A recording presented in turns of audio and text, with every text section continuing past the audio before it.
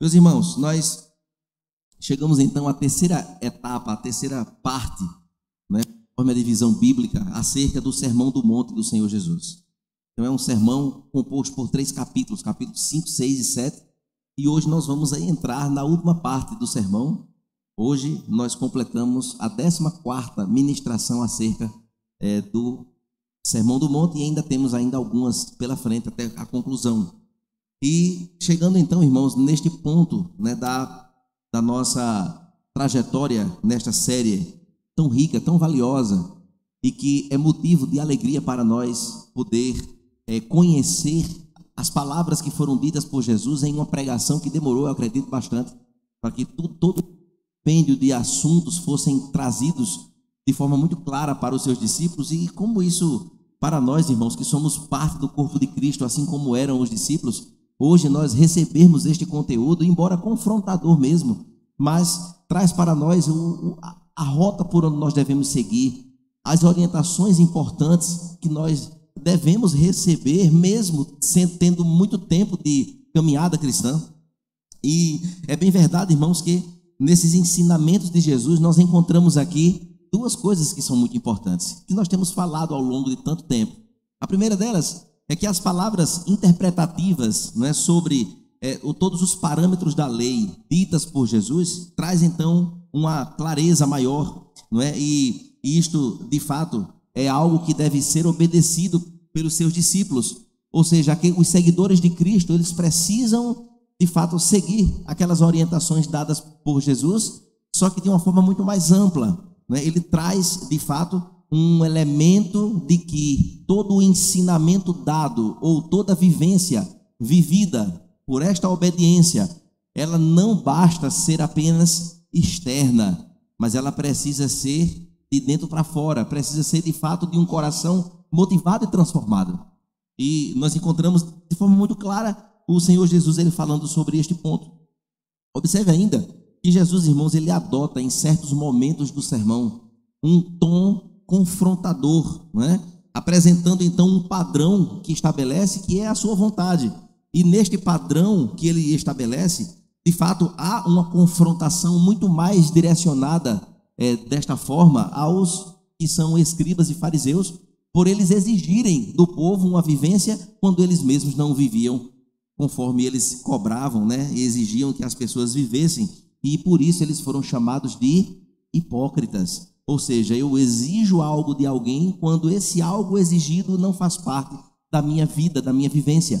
E isso é algo grave aos olhos do Senhor Jesus. De fato, ele aponta isso como algo tenebroso, terrível, e deve ser afastado, né, da vivência daqueles que usavam de autoridade, que eram líderes naquela época, né, e fazer isso era de fato um crime contra Deus e querer exigir algo de alguém quando eles mesmos não viviam.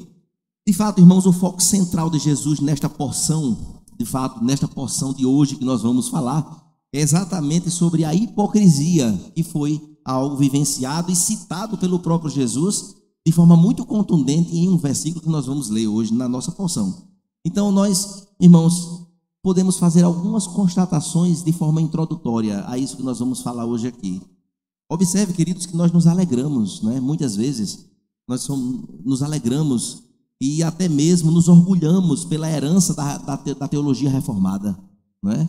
Que foi trazida pela reforma protestante, e como isso nos satisfaz o coração de perceber que, não de forma perfeita, mas nós buscamos ao máximo nos aproximar do ideal de uma vivência dentro de uma teologia sadia, saudável, bíblica, que atinge todas as áreas da igreja e das nossas vidas. Nós nos alegramos por isso. Isso é bom nos alegrarmos. Mas, meus irmãos, se é verdade que muitos arminianos, eles oram como os calvinistas, né? Se for a vontade do Senhor, né? Também é verdade, irmãos, que muitos calvinistas vivem as suas vidas como perfeitos agnósticos, sustentando-se então na graça bondosa do Senhor e vivem na prática, a sua vida prática, como se não existisse Deus. Como se de fato eles deveriam então viver a sua forma, e afinal de contas, Deus é esse Deus distante na cabeça de muitos, que ele é intangível, ele é inacessível, e, portanto, eu vou viver o meu evangelho ao meu modo, ao meu gosto, da forminha como eu quero, como eu gosto, como se adapta ao meu prazer, à minha forma. E isso, de fato, queridos, é algo que não bate. É algo que, de fato, nos coloca num entrave mental de uma compreensão de alguém que é servo do Senhor e que é discípulo dele.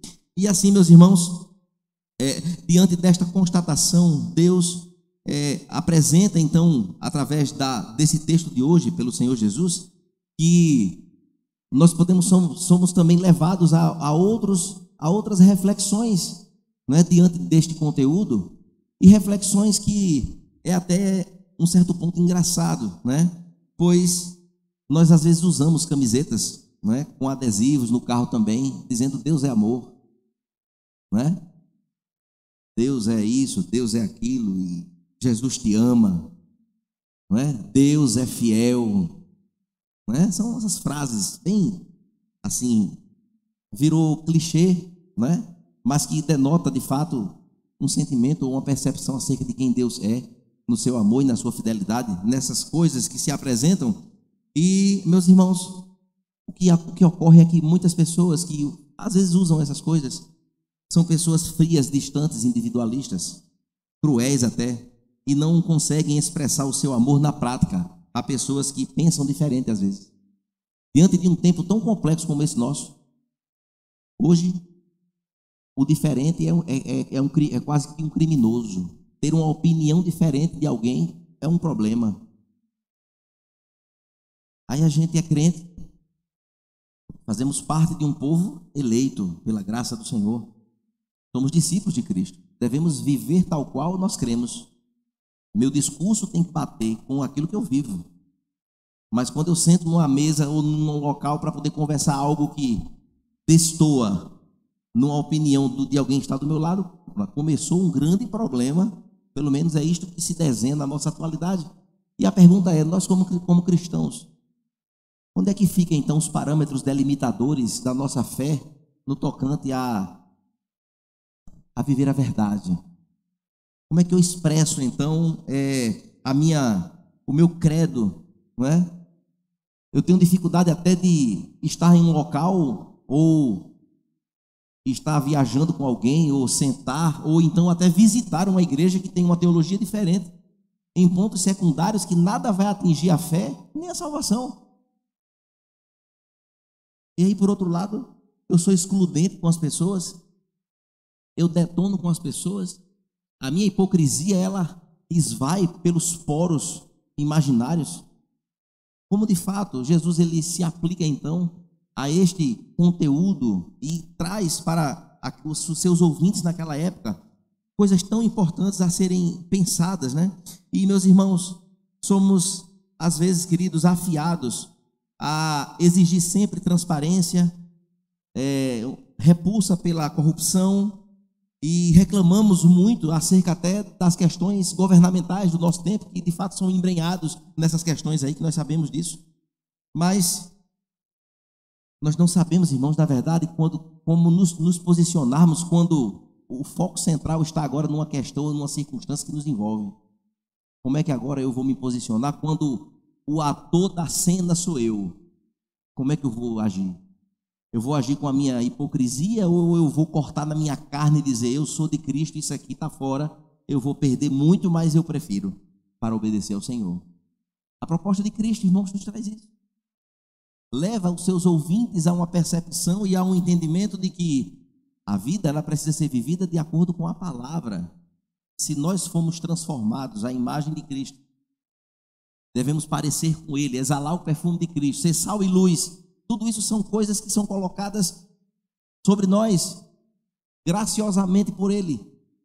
Mas nós não podemos escrever um capítulo à parte, de que este capítulo aqui, deixa ele reservado, que eu não quero misturar com a minha vivência. Não, é o todo que pertence ao Senhor. As nossas vidas pertencem a Ele. E aqui, queridos, nós pensamos, ou melhor dizendo, nós prezamos muito o papel de liderar, enquanto Jesus prezava pela atitude de servo. Nós podemos observar que prezamos a vitória e a intrepidez com a decretação de tudo isso, Mas Jesus viveu a simplicidade, irmãos, e alvo na glória do Pai, e ainda morreu como um bandido fora de sua cidade, e passou por momentos difíceis e abandono total de todos. Nós, irmãos, espelhamos às vezes na esperteza relatada em livros sobre liderança e tantas outras coisas, mas Jesus, ele nos incita à simplicidade das crianças. E se não formos como elas, de modo algum nós entraremos no reino dos céus. Buscamos, irmãos, então, às vezes, metodologias e formas para a igreja crescer. Jesus, então, pela sua palavra, ele diz que quem faz isso é o Espírito Santo. O Espírito Santo é quem é encarregado disso. E crescimento sem ser pelo Espírito Santo é nada mais do que inchaço, não é crescimento. Começa então uma série de reflexões que nós poderíamos fazer que destoa exatamente do equilíbrio acerca daquilo que falamos e do que cremos. Do que cremos e do que vivemos. De fato, irmãos, quando olhamos para isso, a hipocrisia ela é difícil de se admitir e corrigir. Requer, de fato, um redirecionamento fundamental do coração. A transformação tem que ser feita no coração. Da pretensão até um movimento para a autenticidade e genuidade, de acordo com aquilo que o Senhor Jesus ele nos apresenta. O Evangelho, então, irmãos, tem o poder de fazer isso. Observe que em Romanos capítulo 1, verso 16, diz: porque eu não me envergonho do Evangelho de Cristo. E não me envergonhar do Evangelho de Cristo eu sou de Cristo aqui, no carro, no avião, viajando. Onde eu chegar, eu digo, eu sou de Cristo e ponto final. E isso tem consequências. Porque se eu professo que sou de Cristo, o que é que as testemunhas que estão ao meu redor vão esperar de mim como uma expectativa de um testemunho de quem é de Cristo? Então, de fato, a palavra de Deus traz esses aspectos, e eu queria então compartilhar com os irmãos o texto de hoje, que está em Mateus capítulo 7, dos versículos do 1 até o versículo 6. Nós vamos então refletir hoje esta porção da palavra de Deus. Mateus capítulo 7, versos do 1 ao 6.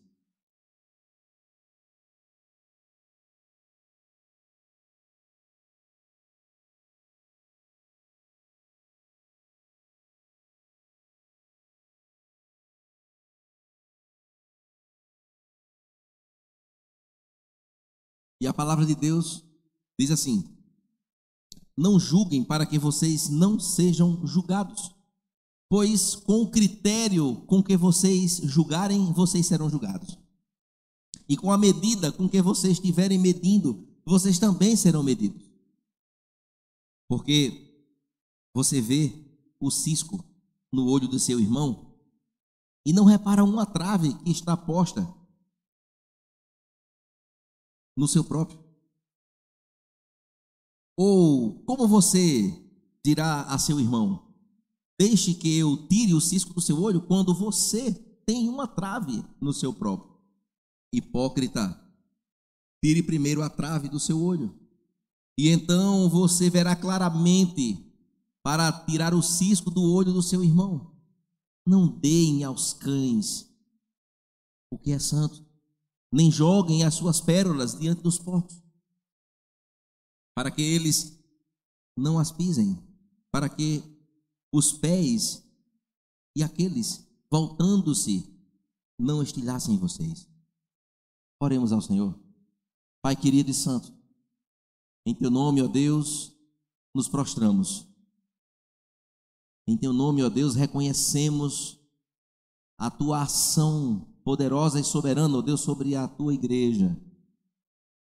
E eu queria, Senhor, nesta hora, pedir, ó Deus, o teu auxílio, Santo Espírito de Deus, para que possamos compreender a tua palavra e tirar, ó Deus, amorosamente dela, ó Deus, aplicações para a nossa vida, para que, ó Deus, nesta noite, mais uma vez, o Senhor fale profundamente aos nossos corações, pois nós cremos, ó Deus, que a tua palavra, ela está posta, ó Deus, para nós como um condutor, ó Deus, para que as nossas vielas e caminhos sejam, ó Deus, veredas de justiça, veredas de amor, veredas de crescimento, ó Deus, onde a tua presença se faz real. Queremos, ó Deus, te pedir, Senhor, nos abençoa nesta noite. Derrama da tua graça, Senhor, sobre cada um de nós. E que, ó Deus, o texto sagrado aponte para nós, ó Deus, aquilo, a mensagem, Senhor, que o Senhor tem para cada um de nós nesta noite. Assim nós te oramos em Cristo Jesus. Amém. Meus irmãos, eu não posso de forma alguma deixar de me perguntar neste contexto se Jesus estava olhando para os fariseus no momento em que ele trata desses assuntos. Nós notamos, irmãos, que em outros textos também o Senhor Jesus ele tinha uma chateação tão grande com os hipócritas, com os fariseus, chamava de hipócritas, acusava-os, porque o Senhor Jesus ele tinha de fato este poder de prescrutar o coração. Ele via se havia sinceridade ou não naqueles corações, e aqueles homens escondidos então por trás da autoridade que lhes foi dada, de conduzir, de cobrar, de exigir e de estar ali liderando aquelas pessoas, eles deveriam dar o exemplo, deveriam de fato ser os primeiros da fila a dizer assim: a partir de mim, que não consigo fazer, vamos nos juntar aqui para pedir aqui a Deus que nos ajude para isso. Mas não, eles exigiam algo que eles não poderiam fazer e colocavam carga nas costas das pessoas, nas mentes e corações, para que as pessoas se sentissem mal até, e com isso eles tirassem vantagens de alguma forma. E aqui, meus irmãos, será que Jesus então estava olhando diretamente para aqueles homens quando falava essas palavras? Muitas vezes ao longo dos evangelhos, Jesus então fazia estas repreensões de forma muito veementes. Eles eram então notórios, irmãos, em condenar as deficiências das pessoas, a apontar, a acusar, a cobrar e exigir a coisas que aquele povo deveria então viver, quando eles mesmos, eles se condenavam em suas próprias essências, porque estavam fazendo até pior do que aquilo que estavam sendo cobrado. Algo ridículo, irmãos, aos olhos do Senhor. Lemos que Jesus disse que o julgamento, ele sempre retribui, e isto é algo extremamente forte nesta narrativa. Em outras palavras, a vara com que eles haviam de medir, eles também seriam medidos da mesma forma, ou seja, o julgamento deles haveriam então de voltar para eles, havia uma retribuição, e o Senhor Jesus ele fala isso de forma muito veemente. Observe ainda, irmãos, que a mesma vara com que eles estavam medindo as pessoas, eles seriam então medidos. E a grande questão é, naquele contexto nós podemos constatar o seguinte: uma coisa é ser julgado por pessoas, pelo próximo, por alguém.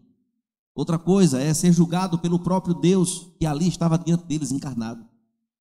O julgamento então dos olhos do Senhor em olhar e chamá-lo e ouvir da boca de Jesus, o verbo que se fez carne, o Criador de todas as coisas, aquele central, o ser central de toda a existência, agora está diante deles dizendo: hipócritas. Meus irmãos, que cena nós podemos perceber desta narrativa. Os fariseus hipócritas, irmãos, estavam diante então dele, do Senhor, e não tinha como fugir dos olhos do Senhor, pois os olhos do Senhor visualiza o interior límpido, profundamente, das intenções do coração daqueles homens e de qualquer pessoa. Olhando então, irmãos, para o texto bíblico, eu queria separar aqui em duas partes, do versículo 1 até o 5, que vai tratar sobre um compêndio, um bloco inteiro de um conteúdo, e depois a gente finaliza com o verso 6. Mas do verso 1 até o verso 5, irmãos, o Senhor Jesus ele começa então falando: não julgueis, para que vocês não sejam julgados, pois com o critério com que vocês julgarem, vocês serão julgados, e a mesma medida com que vocês tiverem medido também, vocês serão medidos. Porque vocês veem um cisco no olho do irmão de vocês e não percebem a trave que está posta no seu próprio? Ou como você dirá a seu irmão: deixa eu tirar o cisco no seu olho, quando você tem uma trave no seu próprio? Verso 5: hipócrita, tire primeiro a trave que está no olho, no seu olho, para que e aí você verá claramente, para tirar o cisco que está no olho do seu irmão. O Senhor Jesus, irmãos, ele então começa fazendo um apanhado de todo este conteúdo, e de maneira clara Jesus adentra este capítulo, passando então das tentações no campo pessoal, que é até o capítulo 6, e agora no 7º ele entra agora nas questões interpessoais. O Senhor Jesus, ele de forma muito inteligente, ele passa agora de um campo para outro. Ele trata muito da individualidade, até o capítulo 6, e no capítulo 7 agora ele vai falar sobre relacionamento. Sobre, de fato, como deve ser este relacionamento. E, meus irmãos, a gente pode observar de forma muito clara a advertência que é colocada por Jesus quanto a um julgamento que precisava ser adequado, e na verdade não era. Jesus, então, irmãos, não proibia de forma alguma, e observe muito claramente isso, porque muitos se escondem por trás deste texto e dizem: olha, não me julgue não, não me julgue não julgueis para que não seja julgado. Calma, vamos entender o que o texto está dizendo. Em momento algum Jesus pretendia, irmãos, proibir todo ato de julgamento, até porque a própria palavra de Deus, ela não pode se contradizer, e sendo assim, dentro desta interpretação rasa, e muitos adentram ou absorvem isso e querem viver de qualquer forma e não aceita uma repreensão de forma alguma, mesmo sendo ela honesta e verdadeira. Não, olhe, Mateus 7, versículo 1, não julguei para que não seja julgado. E acha que faz disso um escudo para que a repreensão não chegue. Meu irmão tem que se converter. A Bíblia não está dizendo isso não, de forma alguma. Em outras partes, então, o Senhor Jesus, ele ordenou aos seus discípulos que eles discernissem as ações de outras pessoas. Julguem o profeta. Se ele falar e não se cumprir, é para julgar. E agora? O Senhor Jesus agora diz: do fruto, aliás, da árvore conhecereis os frutos, ou do fruto conhecereis a árvore. E ele fala isso para quem? Para pessoas. Então, pelos frutos conhecereis a árvore. Então, meu irmão, se nós somos uma árvore, comparada a uma árvore, quais são os nossos frutos? Por estes frutos, vai conhecer quem somos nós. Isto é inevitável. Isso é um teste claríssimo. É uma prova dos 9. E o Senhor Jesus, então, ensina. Jesus não está, irmão, sugerindo que nós não temos o direito de fazer julgamentos morais sobre o comportamento humano. Não é nada disso. E certamente não está sugerindo que não temos o direito de responsabilizar os outros pelos seus atos, quando eles estão desassociados com a palavra de Deus. Pelo contrário, o Senhor Jesus, ele nos ensina a que a gente vá e ajude o outro que está em falta. E se nós conseguirmos ganhar o irmão, amém. Se não, há outros processos que devem ser feitos. O apóstolo Paulo ensina isso de forma muito clara. Mas, irmãos, ele também não condena em momento algum neste verso, primeiro, a responsabilidade mútua. Ele não condena, aliás, a responsabilidade mútua e a responsabilidade moral e a necessidade de abordar pecados na igreja, de forma alguma. Tanto a responsabilidade de um para com o outro, do outro para com o outro, a responsabilidade é múltipla. Eu tenho responsabilidade sobre os irmãos têm responsabilidade sobre mim. Da mesma forma que um erra, o outro pode errar. E quem foi que disse que tem perfeitos andando neste chão? Não há. Estamos passíveis de erro. E deveríamos estar alegres quando de fato nos somos encontrados em falta e chega alguém em amor e diz: meu querido, minha querida, isso aqui está fora. Conserte isso aqui e vai dar tudo certo. Não deveríamos se nos chatear, não. O que Jesus está fazendo, irmãos, Jesus está condenando a hipocrisia. Jesus condenou o julgamento hipócrita que focaliza as faltas dos outros enquanto dispensa os nossos próprios pecados. E isso, irmãos, é algo extremamente irresponsável. É de fato o juiz que é criminoso e agora vai julgar um crime de alguém. Está errado. Não pode ser por este caminho. E faz pouco sentido, irmão, se aproximar de um irmão, de uma irmã cristão e abordá-lo para falar sobre o seu pecado específico, alguma falta, e quando de fato isso está acontecendo no interior do coração de quem está abordando. Não tem nenhum sentido isso. Podemos então, irmãos, observar que no contexto aqui deste texto, desta porção de hoje, tanto no verso 3 como no verso 5, a palavra irmãos aparece. Então o Senhor Jesus fala para os que são de Cristo, seus seguidores.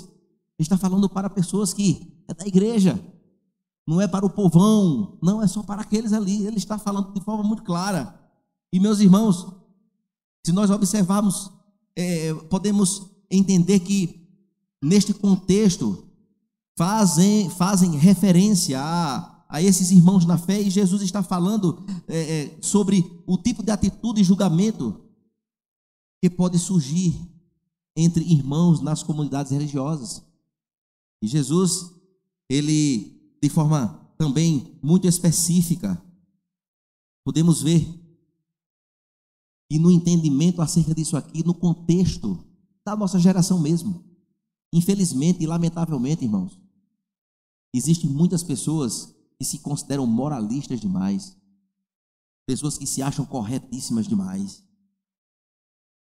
acham que estão acima da superfície terrestre, andam flutuando. É lamentável.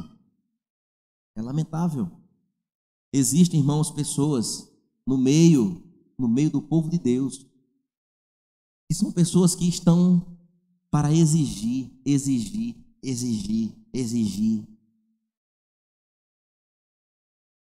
É triste. Ninguém é bom para essas pessoas, ninguém é suficiente para agradá-lo, para alcançar a expectativa dessas pessoas.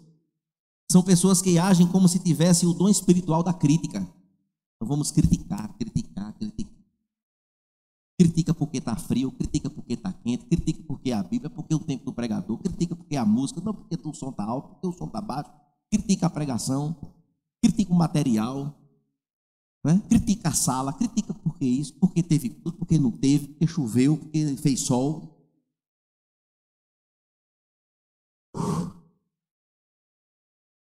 E meus irmãos,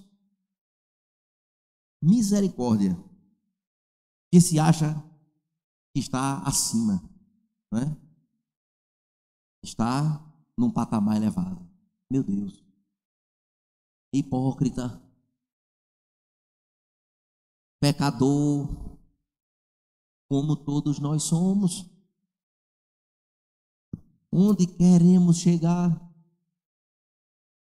E meus irmãos, as palavras de Jesus fluem como uma fonte e nos alcança em todas as áreas que nós precisamos viver.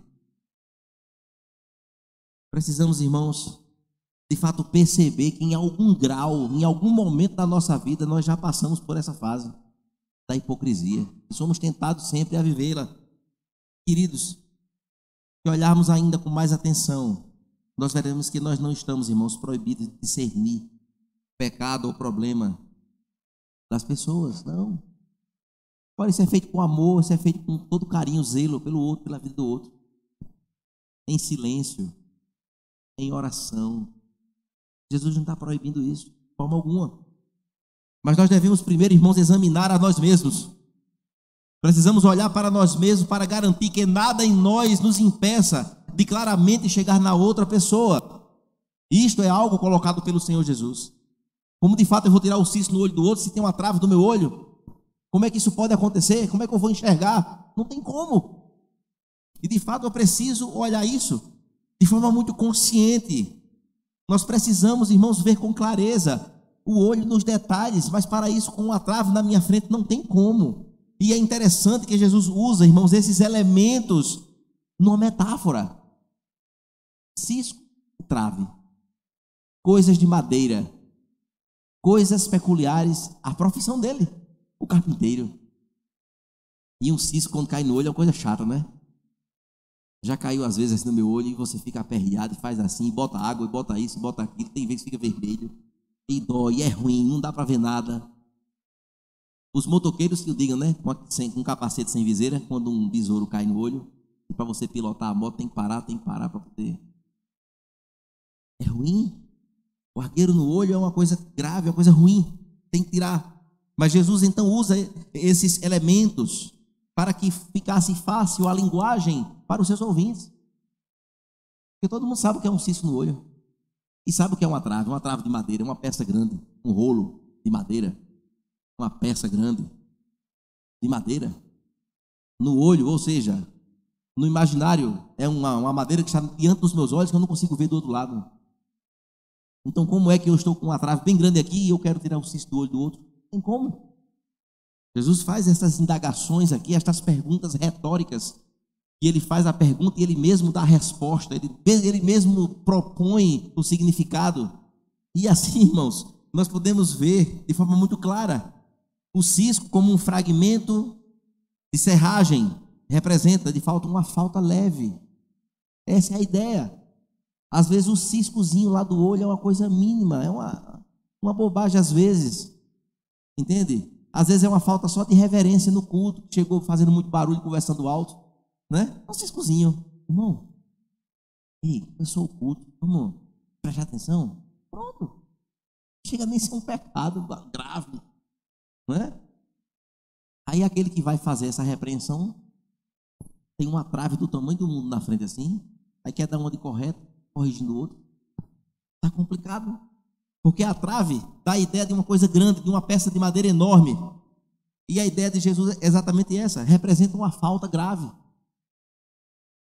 Imagine alguém que tem uma prática pornográfica na sua vida pessoal, e aí quer achar defeito nos outros. Às vezes uma coisa bem simples, é de fato a ideia. Há uma trave enorme aqui e um ciscozinho no outro. Aí quem tem uma trave desse tamanho agora quer corrigir o outro. Compreende a complexidade disso na vivência? E Jesus, ele alega para que isso não ocorra. Alega para que nós tenhamos um posicionamento diferente. Um posicionamento de quê? Peraí, antes de tu procurar cisco no olho do outro, peraí, olha a tua trave, como é que tá. Vê se não tem uma trave, se não está impedindo a tua moral de chegar lá no outro. Se de fato você tem as prerrogativas legítimas para poder fazer uma correção. E assim, queridos, aquele que corrige as falhas leves dos outros, sem dar atenção às suas próprias faltas graves, esse é o hipócrita. Esse é exigir coisas dos outros quando ele faz 10 vezes pior do que o outro está vivendo, coitado. E numa conversa de 2 minutos se resolve. Beleza, obrigado pela correção. Pronto, resolveu. E assim, queridos, os cristãos têm a responsabilidade de ajudar uns aos outros. E mais, esta relação interpessoal está muito posta aqui. Ou seja, antes de tirar o cisco do olho, tire logo sua trave. Ou seja, há uma relação. Jesus, ele não exclui esta relação. E de que não é porque eu sou o pastor da igreja que eu não estou passivo de uma repreensão. Estou sim. A Bíblia fala de todas as prerrogativas daquele que está à frente do rebanho. Precisa ser exemplo. Precisa tratar as moças da igreja como minhas irmãs.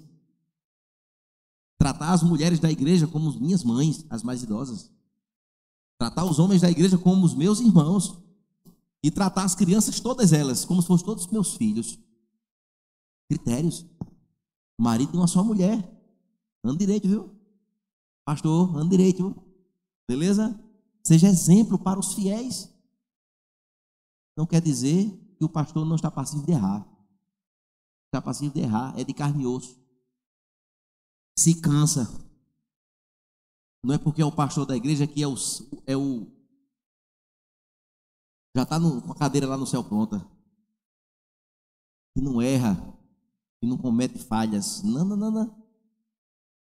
Se falhar, qualquer um tem que chegar e dizer: pastor Carequinha, eu acho que o senhor errou aqui. Vamos conversar. Tarará. Se foi, eu vou agradecer. Porque este é o padrão. Da mesma forma, da outra forma, igualmente. Quando eu ver assim alguma coisinha, você tá vendo alguma coisa? Vamos bater um papo para a gente conseguir aqui alinhar as coisas. Entre mim e você tem a palavra de Deus e a gente precisa conversar. Tem que ser assim, irmãos. Este parâmetro interpessoal precisa existir. E existir de forma humilde para ambos os lados. Precisamos, irmãos, entender que a autoridade do que nos rege está aqui. Nesse livro que a gente anda com ele. Aqui tem as regras para mim e para você. Quando nós de fato compreendemos e não estamos envolvidos no verso 6. E nós vamos chegar lá, ok? Mas assim, irmãos, observe que em Gálatas 6, capítulo 6, verso 1, Gálatas diz assim: irmãos, Se alguém for surpreendido em alguma falta, vocês que são espirituais, ou seja, vocês que estão mais firmes, mais fortes na fé, restaurem esta pessoa com um espírito de brandura. Olha a orientação do apóstolo Paulo. O que é espírito de brandura, irmão? É com humildade. É entendendo que o que está acontecendo com o outro pode acontecer comigo. Dizer, ei, meu irmão, a gente está no mesmo barco, vem para cá, meu irmão, vamos consertar aqui. Vem para cá. É em amor, vem. Estou aqui para te julgar, não. Eu estou aqui para orientar, para te mostrar aqui que está errado. Vamos ajeitar isso aqui. Espírito de brandura. E que cada um, irmãos, está aqui dizendo o texto, tenha cuidado para que não seja também tentado naquilo que está sendo tratado. Gálatas 6, verso 1. Observe aí daqui no verso 5 de Mateus capítulo 7. Jesus inicia então o verso 5 com esta sentença pesada e dura: hipócrita. E aí ele arrebenta com essa expressão já entrando neste verso 5. E é interessante, irmãos, a progressividade do raciocínio de Jesus, que desde o início do Sermão do Monte ele vem abordando pontos sensíveis em várias áreas da vida, onde o exterior não condiz com o interior. Não pode ter esta relação. Não pode ter a desassociação do que é externo do que é interno.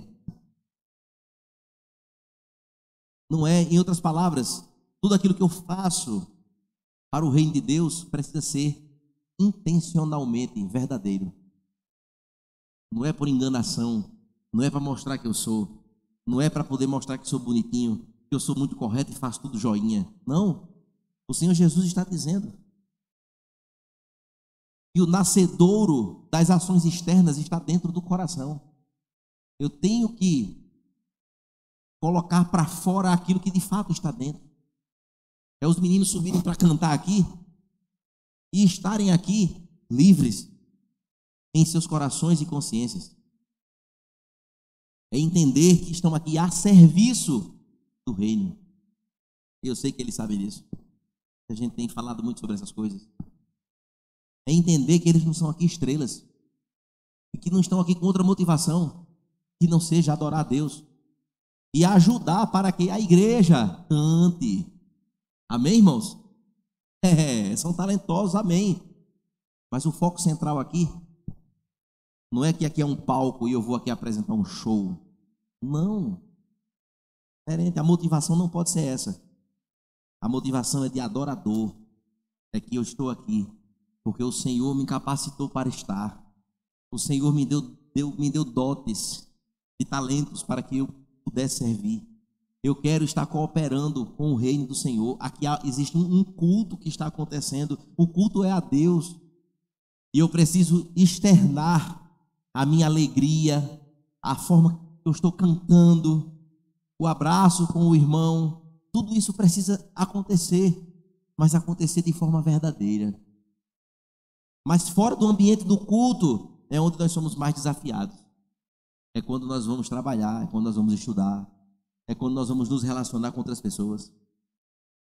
E o externo precisa ser verdadeiro. Precisa ser de fato como nós cremos, senão seremos hipócritas. E aqui, queridos, o interessante dessa progressividade, Jesus então ele traz sempre, desde o início do Sermão do Monte, sempre falando isso.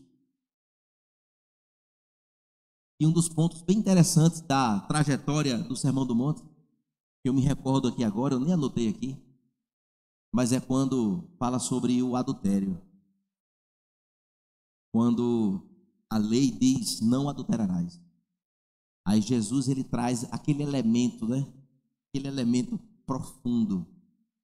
Eu, porém, vos digo, não precisa nem ter um contato físico para adulterar. Se você olhar para alguém e desejar no coração, você já cometeu adultério. O Senhor Jesus está olhando, irmãos, para a profundidade da intencionalidade do coração. Se eu desejei, pensei e quis, já fiz. Diante dele, já sou o devedor. Não tem para onde correr. Não precisa ir para um determinado local para se envolver fisicamente. Basta o coração não ser conduzido para aquilo que o Senhor deseja. E assim, meus irmãos, foram tantos ensinamentos. Jesus ele vai nesta tônica. E o interior de um hipócrita, irmãos, ele nunca corresponde ao seu exterior. Aliás, ao seu exterior. O interior de um hipócrita nunca corresponde ao seu exterior. O interior de um hipócrita é uma coisa, o exterior dele é outra coisa. Ele está sempre fazendo coisas, às vezes até bonitas e interessantes, mas que lá dentro a motivação é totalmente diferente. Ele está com outros objetivos, outros planos. A bondade dele não tem nada de bondade. A bondade é só externa, e não é algo interno, verdadeiro.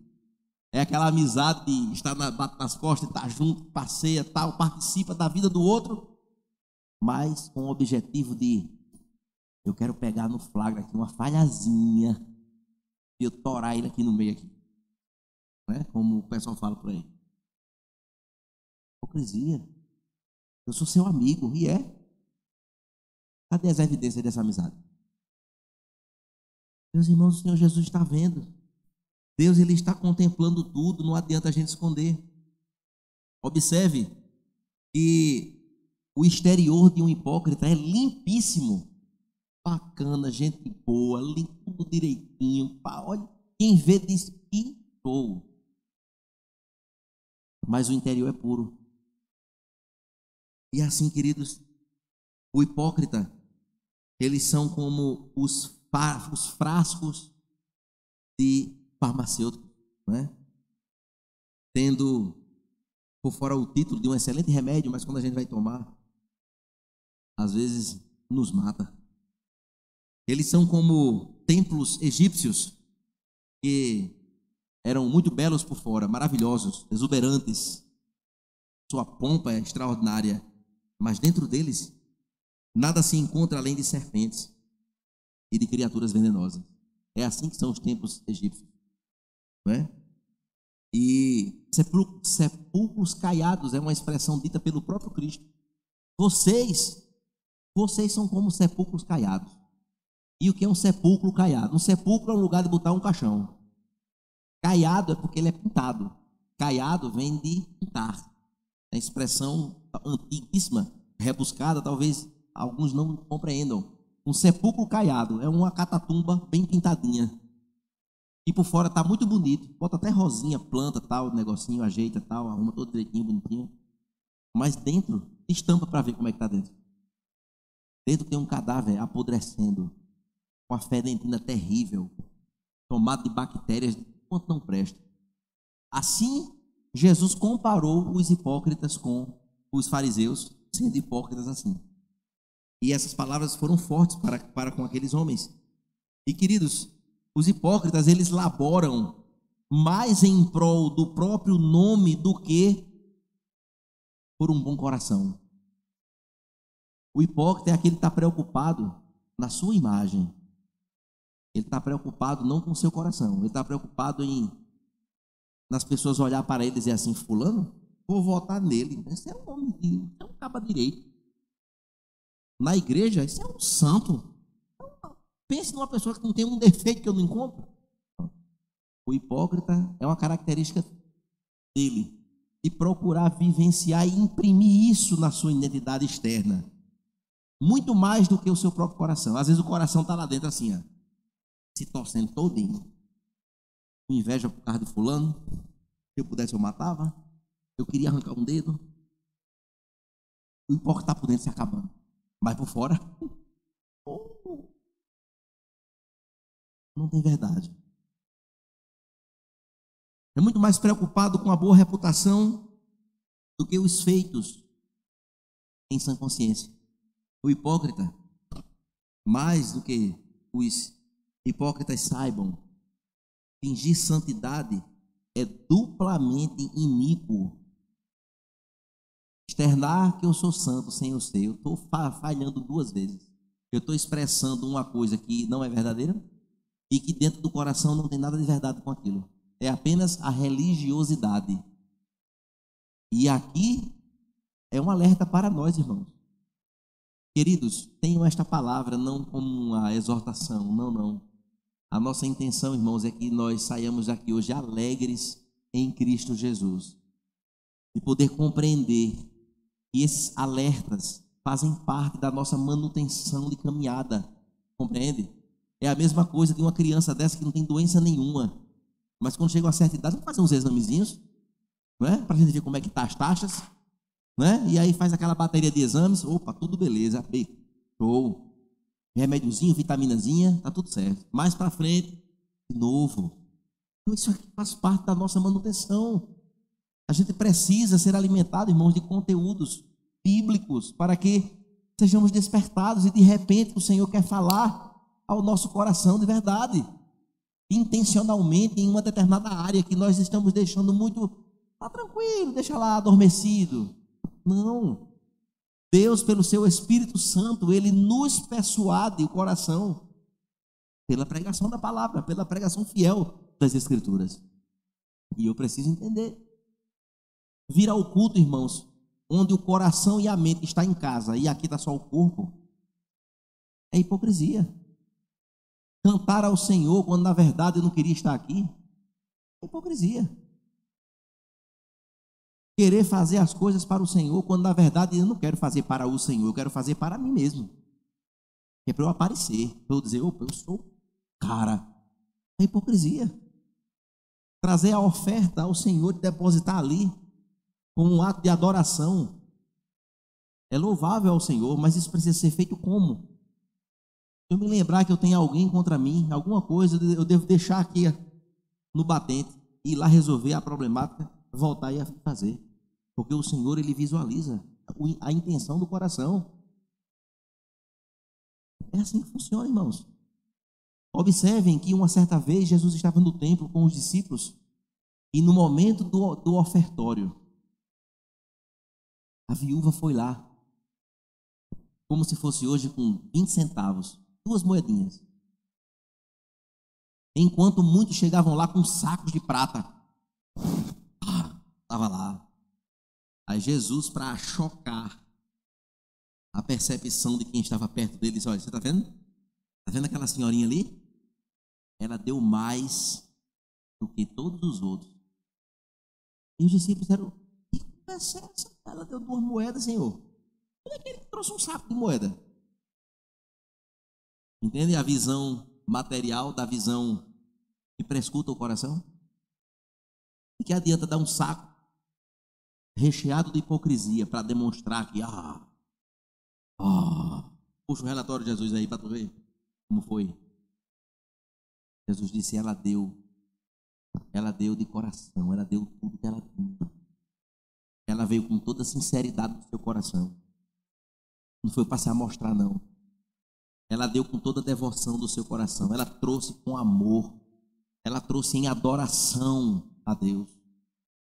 E é assim, irmãos, que a gente precisa fazer. E é assim a gente vai crescer tanto. A gente vai crescer tanto como cristão. Crescer na nossa caminhada. Crescer na nossa comunhão com Cristo e com os nossos irmãos. A gente vai crescer tanto no entendimento de quem é a pessoa do Senhor Jesus. Não é à toa, queridos, que nós fomos chamados a desenvolver a nossa salvação. Ou seja, você foi salvo. Amém? Amém. Mas essa salvação, ela precisa ser desenvolvida. E o que é desenvolver a salvação? É buscar crescer na graça e no conhecimento do Senhor Jesus, o nosso Salvador. Não é assim, estou salvo? Então, show de bola, deixa eu me deitar na rede aqui, esperar a morte chegar e está tudo certo. Somos chamados a um processo chamado santificação. E neste processo, as nossas inclinações, nossas vontades, tudo vai ser moldado, vai ser transformado, polido, lixado, burilado, para que nós pareçamos o máximo com Jesus, com o nosso Salvador. E aí, queridos, observem que no verso 6, o Senhor Jesus, ele conclui a sua fala nesta porção. E ele então diz assim, não deem aos cães o que é santo. Tudo a ver, né? Não deem aos cães o que é santo,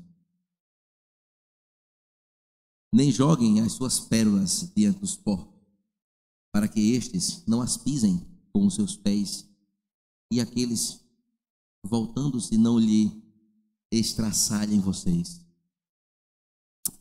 Meus irmãos, nesta narrativa, Jesus faz um corte na história. Ele vinha falando sobre uma coisa, e de repente ele é como se tivesse, ele traz um elemento assim, determinante. E nós, olhando então, os comentaristas que experientes, de muita experiência para poder compreender o que é que por que esse versículo aqui.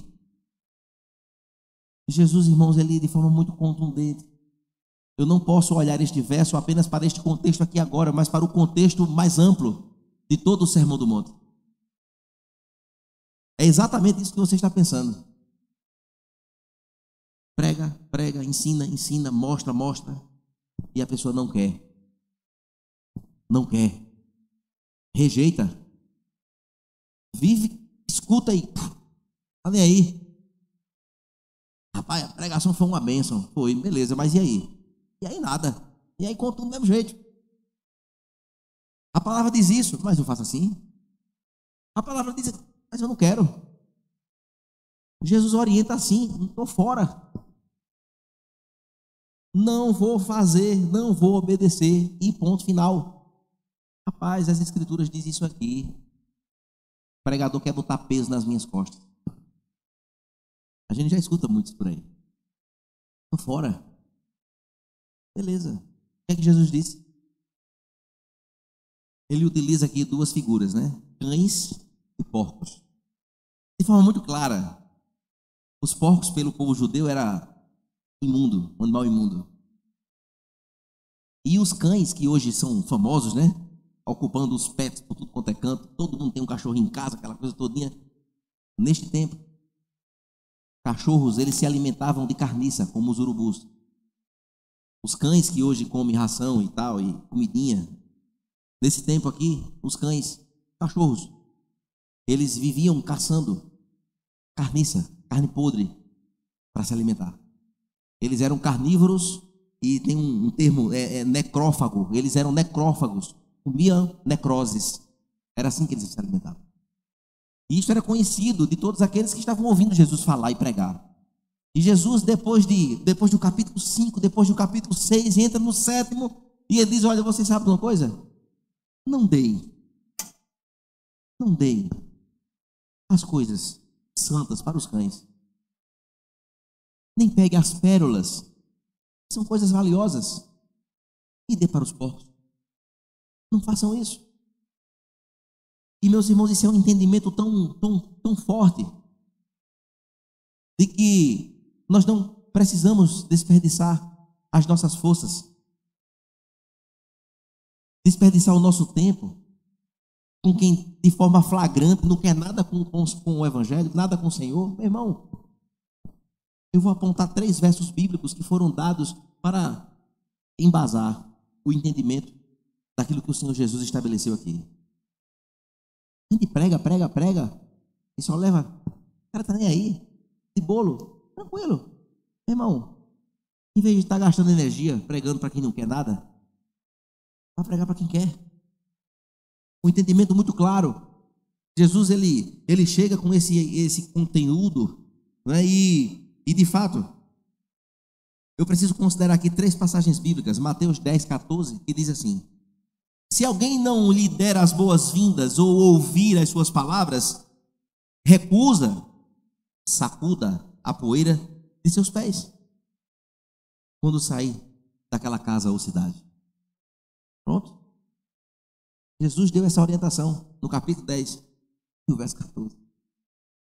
A gente vê isso muito. Chegamos, às vezes, lá no projeto missionário, e quando a gente bate na porta, ou de casa, quem é? Nós somos do projeto missionário Vinde Sertão, e viemos aqui hoje com uma mensagem de Jesus para você. Pode ir embora da minha casa. Não tem problema, não insista. Bate a poeira e vamos embora. É assim que funciona, irmãos. que nós temos, querido, em nossas mãos aqui é valioso demais. Isso aqui é rico demais. Isso aqui são pérolas que o Senhor nos deu. Manual de fé e prática, aqui na nossa mão, ou no seu smartphone, para a gente agora pegar isso aqui e desmerecer. Observe a importância que o Senhor Jesus dá quando fala isso. Ele considera as coisas santas para não dar aos cachorros, e nem as pérolas, os grandes ensinamentos, e muitos deles são desconsiderados por muitos que vivem todo arrumadinho, perfumado, cheiroso, perto da gente. Irmão, Atos capítulo 13, versos 44 até o 45 e o verso 50 ao 51, fala mais ou menos na mesma direção. Quando os judeus então viram a multidão, ficaram cheios de ciúmes e falaram ultrajadamente contra o que Pedro estava dizendo. Os judeus incitando as mulheres tementes a Deus, de alta posição, e os líderes da cidade, e Barnabé, e os expulsaram da sua região. Então sacudiram o pó dos seus pés em protesto contra eles e foram para Icônio, para outro local, para outra cidade. Acabou. Não quero não. Tranquilo, meu irmão, fique na paz. Bora. E finalmente, em Atos capítulo 15, aliás, 18, versos 5 a 6, quando os judeus se opuseram a Paulo e se tornaram então abusivos, Paulo sacudiu suas roupas em protesto e disse-lhe: seu sangue seja sobre as próprias cabeças de vocês. Estou livre da responsabilidade. De agora em diante, eu vou para os gentios. Ponto. E meus irmãos, nós precisamos compreender o porquê de toda uma seriedade com o culto. O porquê de nós sermos pontuais. O porquê de reverenciarmos o momento em que a palavra é pregada e que o culto inicia. Sabe por quê? Porque a centralidade, irmãos, do que acontece aqui são essas pérolas aqui, ó. É a palavra de Deus. Amém? Que merece toda a reverência, merece toda a atenção, toda a seriedade, e merece ser dado todo o crédito, porque foi aqui que o Deus Todo-Poderoso se revelou para o seu povo. E assim, queridos, Jesus ele está instruindo os seus discípulos a discernirem aqueles que rejeitam o evangelho de forma completa, não querem nem saber, e não continuam querendo nem ouvir, nem as declarações dadas pelas Escrituras, e continuamente até caluniam acerca das Escrituras e de nós como servos do Senhor, dando total descrédito. E aqui é um outro alerta para mim e para você. Existe uma tal de teologia liberal que nós precisamos ter cuidado. São as questões que colocam em dúvida a essência das Escrituras. Coloca em dúvida se esse texto realmente foi inspirado por Deus. E coloca em dúvida se tudo é palavra de Deus ou contém a palavra de Deus. São coisas muito próximas. É uma linha fina no discurso. Mas que quem está por trás é Satanás. E quantas igrejas estão aí com seus pastores oriundos de seminários de teologia liberal? Precisamos ter cuidado, irmãos. Muitos correm risco de estarem congregando em igrejas são alimentadas por pessoas que estão nesta direção de desconsiderar a suficiência das Escrituras Sagradas. Precisamos lembrar, queridos, que quem escreveu isso aqui foi o Senhor dos Senhores, o Deus Todo-Poderoso, que está acima de toda e qualquer iniciativa da inteligência humana. Deus revelou para o seu povo as suas Escrituras. E nós precisamos olhar com seriedade acerca disso. A Bíblia não é qualquer Bíblia. A Bíblia Sagrada é a palavra de Deus que foi nos dada de presente. Chegou até nós, do hebraico, do aramaico e do grego. Rolou décadas e séculos para poder chegar até nós. Mas chegou em português, para que a gente seja alimentado pela palavra do Senhor Jesus. Amém, irmãos? Para concluir, eu quero dizer que, em resumo, O que é que o Senhor Jesus, então, Ele nos ensina? Ele ensina nos irmãos a sermos lentos no julgar os outros. Sabia? Lentos no julgamento dos nossos irmãos. A termos cuidado de examinar o nosso próprio coração no momento em que eu me proponho a corrigir alguém. Será que minha condição não está pior do que a do outro? E eu quero agora dar uma de paladino da perfeição, para poder chegar lá e agora dar minha palavra? O Senhor Jesus, Ele aponta nesta direção que nós não sejamos como os hipócritas, como os fariseus. E Ele ainda acrescenta que nós devemos, irmãos, primeiro nos consertar em nossa santidade e estar preparados para compartilhar fielmente os ensinos de Jesus em amor àqueles outros que precisam de ajuda. Tanto aqueles, irmãos, que precisam de correção, precisamos com eles sermos amorosos. Pois assim Gálatas 6, verso 1 nos ensinou hoje aqui. Eu preciso de forma amorosa fazer isso, com graça, para que eles vejam a verdade de Deus sendo estabelecida na construção e na nossa disposição de caminhada, na caminhada cristã. Não julguemos, irmãos, os outros com julgamentos severos, desproporcionais. Que nós sejamos, irmãos, usuários de bom senso, daquilo que Deus já tem nos dado, e compartilhar então esta verdade de forma muito clara e tranquila. Por outro lado, irmãos, Ele nos chama a sermos discípulos, a discernirmos de fato os corações daqueles que nos escutam, e diante disso, da incredulidade de que se apresenta diante de nós, não insistamos. O que nós temos em nós são pérolas e não podem ser desperdiçadas com cães ou porcos. Metaforicamente falando, aqueles que não querem nada com o Senhor. E o Senhor Jesus, irmãos, nos abençoe, nos dê graça, nos capacite.